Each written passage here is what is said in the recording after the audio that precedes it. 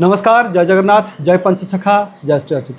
तो बर्तमान आम गहन में पहुँची जड़े महानुभाव महाशय आसी महाराष्ट्र पुणेरू आशा आसवर मुख्य मकसद हूँ लिखुंट गोटे बही 2030 इंडिया स्पिरिचुअल अवेकनिंग। तो ये मुख्य प्रसंग रही ओडिशा आसवर मुख्य उद्देश्य हूँ भविष्य मालिकार कौन लिखा अच्छी 2030 पर्यंत भारतर भविष्य कौन होगा जाऊँगी समग्र विश्व भविष्य कौन होगा जाऊँगी कौन लिखिं महापुरुष मैंने आज को 500 वर्ष पूर्व से विषय चली अनवरत रिसर्च।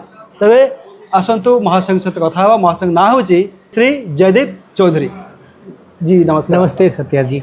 फिर उड़ीसा आप कितने साल बाद आए? तो मेरे ख्याल से 1982-83 में लास्ट में छोटा था, मैं क्लास 2 में पढ़ता था। उस समय मेरे फादर काम करते थे यहाँ पर, हम उनका ट्रांसफ़र हो गया, गवर्नमेंट में थे, आईटीडीसी में थे, तो उड़ीसा छोड़ के चला गया उसी समय। आप 82 की बात उसके बाद फर्स्ट टाइम मैं आया हूँ। 82 के बाद फर्स्ट टाइम? 82 के बाद कभी मेरा काम नहीं हुआ उड़ीसा में, तो मैं आ नहीं पाया कभी। Oh my God. तो आने के बाद जगन्नाथ धाम दर्शन किया, कोणार्क धाम, और आपसे मिलना था, तो आपसे मिलके बहुत ही खुशी हो रहा है। मुझे और बहुत जैसे अच्छा मैंने लगा। आपको देखा था वैसे ही मैंने आपको अभी फिजिकली भी वैसे ही आपको ये हो रहा है, कोई डिफरेंस नहीं लग रहा है, तो इससे मेरे को बहुत ही खुशी। बहुत अच्छी बात है, बहुत अच्छी बात है। नहीं, लगभग 40-45 साल बाद आप उड़ीसा आ रहे हैं। हाँ, तो उस समय का उड़ीसा और इस समय का उड़ीसा आपको कुछ ध्यान आ रहा है? मतलब उस समय हाँ, मतलब पूरा चेंज हो गया है। जैसे कि कोणार्क में गए तो कोणार्क में वो समुंदर मेरे ख्याल से बहुत नज़दीक था, आप देख रहा हूँ बहुत पीछे चला गया है। ये बहुत बड़ी चेंज है। जगन्नाथ धाम का पूरा वो एरिया पूरा चेंज हो गया है, गेट हो गया है। हम तो कभी भी जगन्नाथ मंदिर में जा सकते थे, उसके लिए कोई नियम, कुछ क्राउड नहीं था, नियम नहीं था, टिकट नहीं था, कुछ भी नहीं था। दूसरे आस्थान तक भी जा सकते थे, आस्थान तक जा सकते थे, कुछ भी कर सकते थे, और बहुत कम जगह था रहने के लिए। फिर मैं अभी वापस आ रहा था तो पिपली गांव मैंने देखा। पिपली गांव में मैंने देखा कि वहाँ पर दुकान हो गया। पहले दुकान नहीं था, मिट्टी का घर था, और वहीं पर वो लोग हैंडीक्राफ्ट। तो ये पूरा चेंज हो गया है, पूरा कंप्लीट अब कमर्शियल दुकान हो गया। Transformation of Odisha as a state, but lot of development, huge development. Great great great. और उस समय आपके पिताजी उड़ीसा में कहाँ पे काम करते थे? तो मेरा पिताजी काम करते थे कलिंगा अशोक में, वो जनरल मैनेजर थे, और हम लोग काफ़ी मिले हुए थे उड़ीसा में, और हमारा आना जाना रहता था। चीफ मिनिस्टर का वहाँ पर उस समय का चीफ मिनिस्टर थे जानकी वल्लभ पटनायक जी। बाद में वो जानकी वल्लभ पटनायक वो आसाम में वो गवर्नर भी बने वो। तो हम लोग का तो बहुत ही क्लोज रिलेशन रहा गवर्नमेंट के साथ। और मैं यहाँ पर 2 क्लास तक तो पढ़ा हूँ, क्लास 2 तक सेंट जोसेफ्स कॉन्वेंट में, और रामकृष्ण मिशन में आना जाना, और उड़ीसा के सारा जगह मोटा मोटी मेरा घुमा हुआ है। क्या बात है। पूरी कोणार्क, गोपालपुर, हाँ सारा जगह वगैरह, हाँ क्या वो टिकियापाड़ा, सारा चीज़ मेरा तो घुमा हुआ है। टिकरपड़ा सारा चीज़ मतलब घुमा हुआ है। तो उड़ीसा कोई नई जगह नहीं है हमारे लिए, बट अभी पूरा ट्रांसफॉर्मेशन। मतलब आपके मन में एक इच्छा था, मतलब मुझे एक बार फिर से उड़ीसा जाना है, देखना है वहाँ पे क्या बदलाव हुआ है, क्या आप कह सकते हैं कि ये इच्छा तो था, पर ये जो अभी जो मैं किताब लिख रहा हूँ उसके लिए ये ऑटोमेटिकली एक डायरेक्शन बन गया। तो इसलिए मेरे को आना ही पड़ा, क्योंकि सिर्फ सुन के बात करके और इंटरनेट से कंटेंट लेके नहीं होता है, आपको एक्चुअली जाना पड़ेगा। जैसे कि आज आपके साथ मुलाकात हुआ, और उसके पहले आपने बोला था जाने के लिए जगन्नाथ धाम में, 7 लहरी मठ में गए, वहाँ पर हमने देखा जगन्नाथ दास ओरिजिनल पोथी आपने देखा, महाविजनल पोथी हमने देखा, पर वहाँ पर किसी को भी मालूम नहीं है इसके बारे में। जो बाहर का जो रिक्शा वाला जो है, ऑटो वाला जो है, वहाँ पर वो भी पता नहीं भाई ठीक से। बोले कि आज तक कभी तो कोई यहाँ पर आया ही नहीं, आप पहला इंसान हो जो बाहर है, पहला ये चीज़ बोला। दूसरा चीज़ मेरे को अजीब लगा, जो अंदर में जो गए वो एक पंडित जी थे, उन्होंने दिखाया, बंद हो गया था, पर मैंने बोला मैं बहुत दूर से आ रहा हूँ, तो खोल के दिखाए। वो भी बोले मेरे पास पोथी तो है, पर मेरे को इसके बारे में कुछ मालूम नहीं है। ऐसे बोले मेरे कुछ भी नहीं जानता नहीं। फिर प्रणाम किया, पोथी देखा, और फिर वहाँ से फिर हम अब आज यहाँ पर आके पहला वाला जगह जो गया था, जो आपका जो धनकुद में गया, जहाँ पर पंचसखा का जो मंदिर है और सिद्धपीठ है। अभी दूसरा एक जगह पर जहाँ पर हम लोग बैठ के बात कर रहे हैं, जी सिद्धपीठ है। तो ये सब जगह में आने से क्या होता है कि एक डायरेक्ट इंस्पिरेशन मिलता है, तो एक रियलिटी चेक होता है, डायरेक्ट फैक्ट फाइंडिंग होता है, फिर आपको वो लिखने में आपको एक्चुअली हम यहाँ पे जिस जगह बैठे हैं उसके इर्द गिर्द दिस इज कॉल्ड मालिका हब। मालिका में लिखे गए जितने सारे विशिष्ट स्थान है, तो वो सब इसी इलाका में इर्द गिर्द में ही है। हाँ ठीक है ना, ये मलिका हब है, ये आप मान सकते हैं। तो आपका ये किताब है, इसके बारे में थोड़ा बताइए। हाँ, तो ये किताब जो है ये पालिका पे नहीं है, पर पालिका से लिंक है। एक्चुअली सॉरी फॉर इंटरप्ट, मैं आपको थोड़ा इंटरप्ट करना चाहूँगा। पहले किताब से आने से पहले आपके बारे में आप थोड़ा ब्रीफ इंट्रोडक्शन दे दीजिए। हाँ, मेरे बारे में तो कोई बड़ी बात नहीं है। So I have spent more than 20+ years in corporate communication, in the corporate world, corporate communication, PR, public affairs, advocacy, investor relation, and काफ़ी बड़ी जगह पर मैं काम किया हूँ। Kalyani group, Trident, Bill Care Research, Merck vaccine, Bharat Biotech, Adfactors PR, Deepak group, काफ़ी जगह पर मैं काम किया हूँ। एंड मेरा हमेशा काम चेयरमैन, मैनेजिंग डायरेक्टर, जो प्रमोटर है उनके साथ ही, तो ये मेरा काम का बैकग्राउंड है। और मैं IIM कलकत्ता से मैं पढ़ा हूँ, एंड अभी currently I am also pursuing my PhD मेरा ही लाइन पे, ब्रांडिंग और डिजिटल मार्केटिंग में। बट अभी मेरा लेटेस्ट इंटरेस्ट लास्ट 1-2 महीना से इस किताब पे है, और कुछ स्पिरिचुअल, कुछ फैक्ट फाइंडिंग, थोड़ा सा मेरा इंटरेस्ट थोड़ा सा चेंज हो रहा है from the corporate world to the spiritual world, you can say that way. And ये किताब जो है, इसका नाम मैंने पहले ही बोला, 2030 इंडिया स्पिरिचुअल अवेकनिंग। तो इस किताब का जो बैकग्राउंड है, मैंने कुछ जगह से मैं इंस्पायर्ड हुआ हूँ।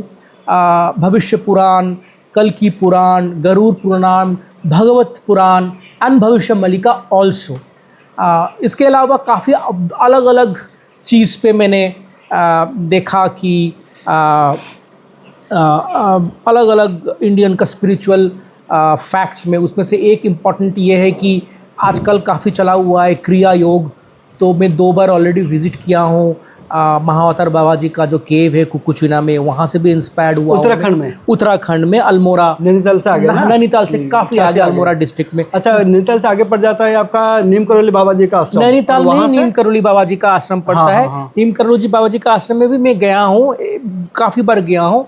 नीम करोली बाबा जी का एक्चुअली 2-3 जगह है वहाँ पर, बहुत लोगों को मालूम नहीं है। पहले नीम करोली बाबा जी एक छोटी जगह पर आया था, बुबू धाम, फिर बुबू धाम से वो नैनीताल नीम करोली बाबा का जो उसको बोलता है कैंची धाम बोलते हैं। सो जैसे कि महाराष्ट्र में जैसे कि साई बाबा का प्रचलन है, उस तरह से नीम करोली बाबा का उस एरिया में अलग अलग जगह पर अलग, कोई आप वेस्ट बंगाल में जाएंगे, लोकनाथ बाबा, इस तरह अलग अलग जगह पर आप अलग अलग किसका इन्फ्लुएंस लेंगे। पर ये सब चीज़ जो जुड़ता है, नहीं, वो कैंची धाम से कितना दूरी पर है ये कैंची धाम से 2.5 hours आपको और ड्राइव करना पड़ेगा।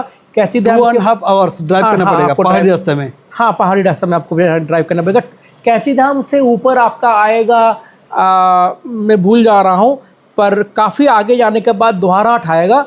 द्वाराहाट के बाद आपका अल्मोड़ा डिस्ट्रिक्ट में कुकुचीना बोल के जो है, कुकुचीना का मतलब है कौरव चीना, मतलब कौरव वहाँ पर आए थे और चिन्ह नहीं पाए, मतलब पहचान नहीं पाए, और पांडव वहाँ पर छुपे हुए थे जब उनका अज्ञातवास चल रहा था। अच्छा। तो वो जगह बहुत दूर नहीं है केदारनाथ से, इनफैक्ट वहाँ से दिखता है केदारनाथ का वो सब माउंटेन्स दिख जाता है।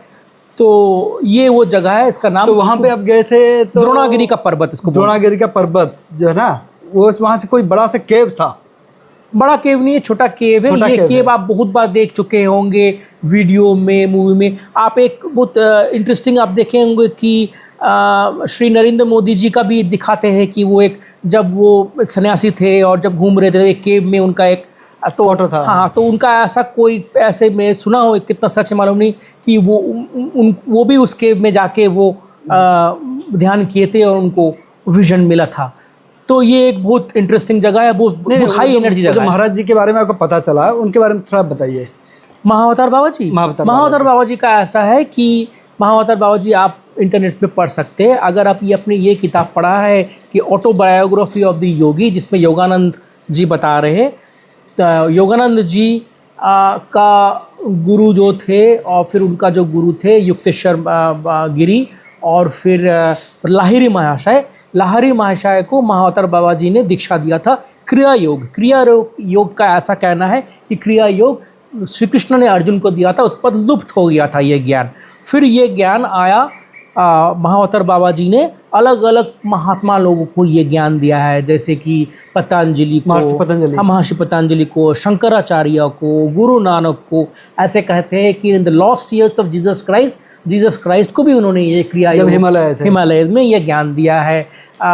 फिर उन्होंने तैलंग स्वामी को दिया है ये ज्ञान। तो बहुत जितने भी बड़े बड़े लोग हैं सब इंटरकनेक्टेड है, सबका पास ये ज्ञान है क्रिया योग का। श्री राम कृष्ण परमहंस, इस तरह की साई बाबा, इस अनेक ये है, पर सबको ये ज्ञान जो है महावतार बाबा जी ने दिया है। नीम करोली बाबा, हेडी खान बाबा, उस एरिया में इनका पास भी ये ज्ञान था। इसको बोलते हैं क्रिया योग का ज्ञान। तो महावतार बाबा जी का कहना है कि 5000 साल से भी ज़्यादा समय से वो है और एनर्जी फॉर्म में है। कभी कभी किसी को वो दर्शन देते हैं, किसी को डायरेक्शन देते हैं। अभी फ़िलहाल में सबसे बड़ा जो उनका दर्शन जो मिला है, उनका नाम है श्री एम। मतलब वो बहुत बड़े वो भक्त थे। वो पिछले जन्म में वो सन्यासी थे और अभी इस जन्म में वो जन्म तो लिए एज अ मुस्लिम, बट उनका नाम है श्री एम। तो उनसे बड़ा ज़्यादा और ज्ञानी कोई नहीं है क्रिया योग में। तो महावतार बाबा जी अलग अलग आदमी को अलग अलग समय में वो गाइड करते रहते हैं।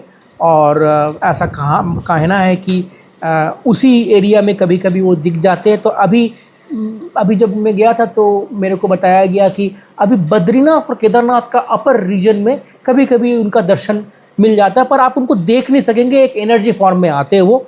So it's a very important aspect of spiritualism in India and across the world. मतलब शक्तिशाली एनर्जी रूप में आप जब भी जिन्होंने भी उनको देखा है बोला कि वो 25 साल की उम्र के ही लगते हैं। हाँ 25 साल का उम्र, उससे ज़्यादा उनका। और ये 5000 साल से 5000 साल से उनको ऐसे ही, उनको जिन्होंने उनको देखा है उनको इसमें देखा है। बहुत कम लोग उनके, इनफैक्ट महावतार बाबा जी के बारे में आप जान भी नहीं पाओगे।